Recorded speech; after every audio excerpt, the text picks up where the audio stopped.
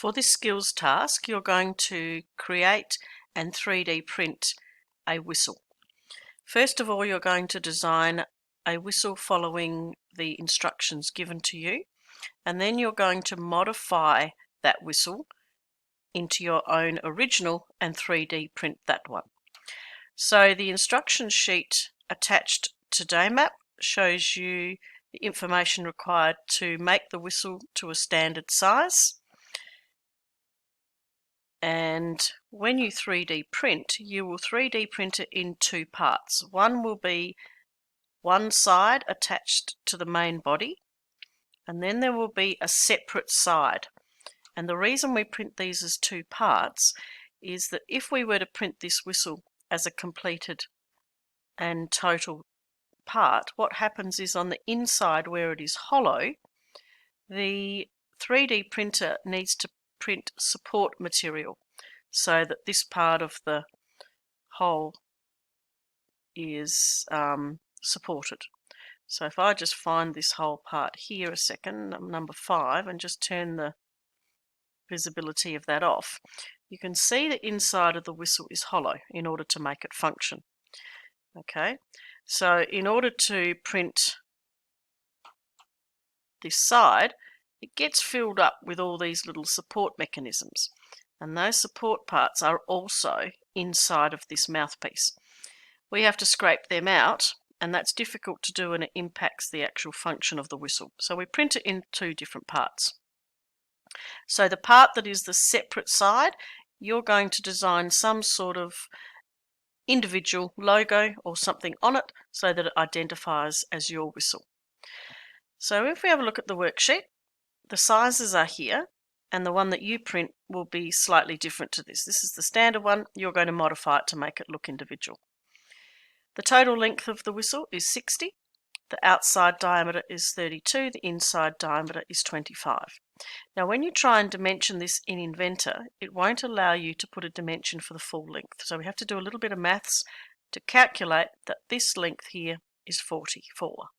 And the way we've done that is we've taken half of this diameter, half of this outside diameter here, which is 32. So half of 32 is 16. 16 take away from 60 leaves us a dimension of 44 millimeters. So let's just make that part now. As a bit of a reminder, I would recommend that you save this routinely. I'll go through the whole process. I won't save it, but I do recommend you save your work regularly. We're going to start a standard metric part, and we're going to start the sketch on the XY plane. So we'll draw two circles to start with, starting them at 0, 0, 0. The first one is 32 millimeters. The second one is 25. Then I'm going to use the rectangle function to draw a rectangle that goes past the center point of the circle. Exit out of that one. Now I'm going to use the constrain function, and the constraint, this tangent function here, allows us to join the circle and the line so that they actually touch correctly. Now what that means is there's a little excess part here that needs to be trimmed. I would use the trim function to get rid of the horizontal part, but I would use the delete function to make sure that all of the vertical part is removed. So if I select that first and go delete, or right click delete,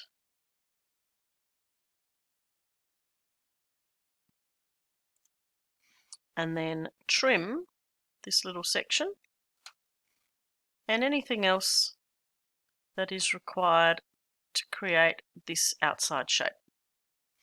We'll put the dimension from the center of the circle to the end, which if you remember was 44.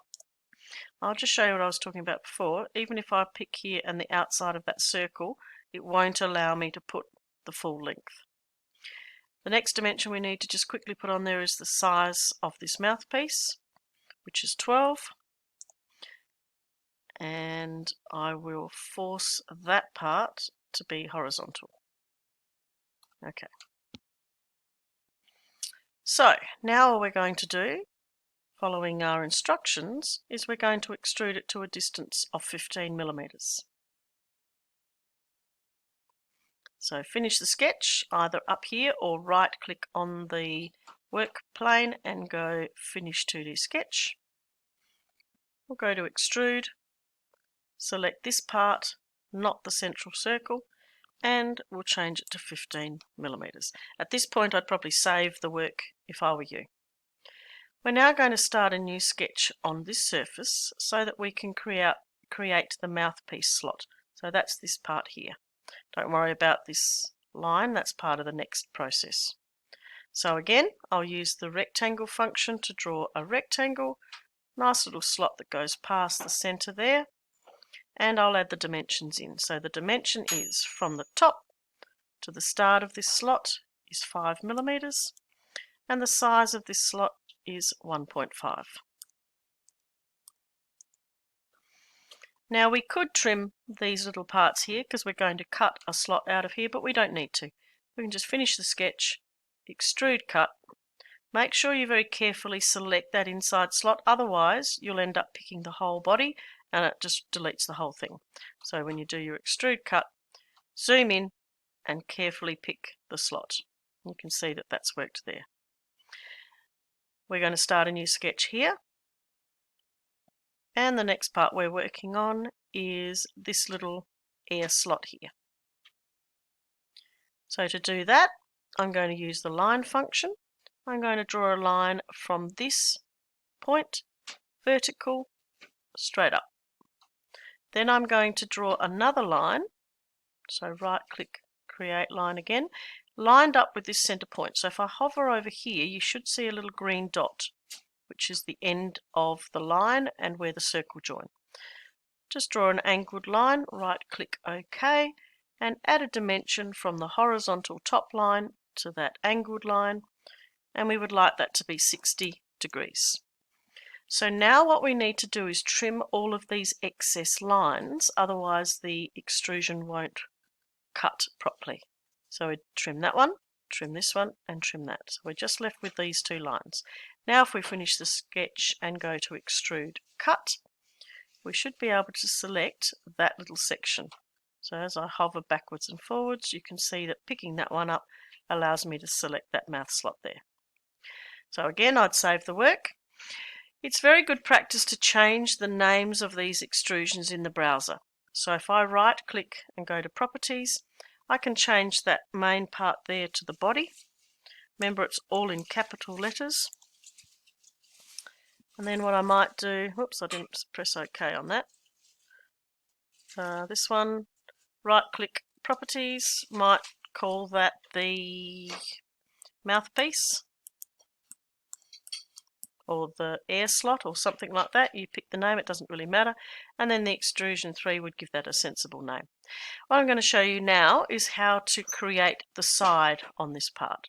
So we'll start a new sketch and we're going to select the most difficult part of the drawing if we had to trace around it. I could select this, but I'm going to select this one. Then what we're going to do to finish that off is to zoom in and make sure we get a yellow dot, which means we've snapped right to that corner. Sorry, that was a green dot. And select this location here. Now this one won't be a green dot, but it will, we can snap in there. And then again, travel over and make sure this one will be a green dot because there are two location points there. Now, finishing the sketch will allow us now to do an extrusion across this whole surface. So we don't need to do any extra trimming. We just go to Extrude. We don't want it 15. We want the size to be 2. And if I select on this and select on this, it picks up the whole surface. So that's one side. We do the same thing on the other side, but after we've made the P. I'll show you how that process is created. So let's have a look at it here.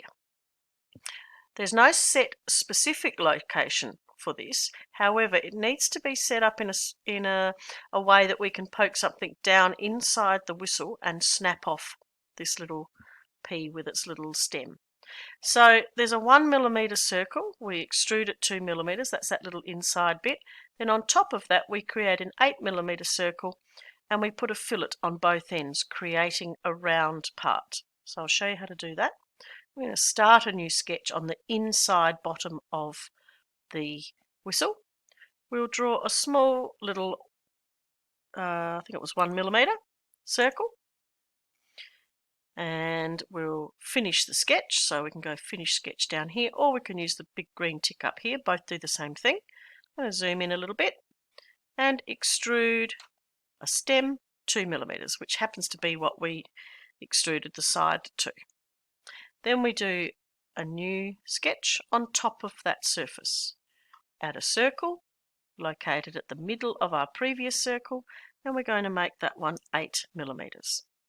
Right click, finish the sketch, and I'm going to extrude that circle and the little inside bit, which I didn't pick up. Let's do that again.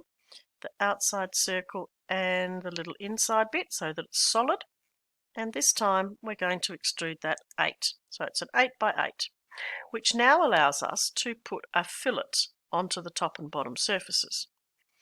Now our diameter is 8, therefore our fillet will be half of that at 4. So we pick the bottom surface and the top surface and say OK. Now if I rotate that around, you can see that we've got that little P on top of the little stalk there, which can be snapped off later. So similar to the other side, we're going to create another surface on this one. So remember, this isn't the one that's being 3D printed. This is just the one that goes through the process of creating a completed Inventor whistle. What you will do though is that you will modify this.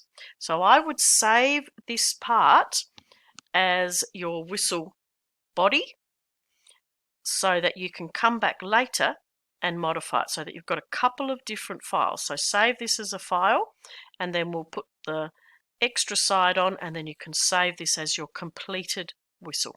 Otherwise you have to start the whole thing again, and really all I want you to do is to modify it, not start again. So just as a quick refresher, we'll start a sketch on this surface. We'll trace around the outside edges, making sure we've got a green dot, that snapped into that location and back to a green dot. Finish the sketch, extrude, make sure it's 2 millimeters, not 8, and there is our finished whistle. Okay, so there's a 3D basic whistle that you need to complete. So then what you're going to do is you're going to modify that original shape without the side on it, and then we're going to 3D print the two parts. So if I just show you quickly a picture at the bottom of this task, just shows the 3D printer. This part here is the side, and this part here that's printing at the moment is the whistle part itself. So they go as two separate parts, which we then glue together. The last little thing I want to show you is some of the modifications that you could do to this original whistle, and this is just a couple to get you thinking. Different shapes, so that's version 3, and there's 2 different sizes. Then there's a different version there, version 3 and 4, which looks slightly different, and one of my final models looking completely like that. So this one doesn't have a lanyard strap, so by the time you finish your individual whistle, hopefully you will have a little part on there that you could put a strap or a lanyard, and it doesn't have to look like this at all. It could be any form. So we'll have a talk about how you might create your own individual strap.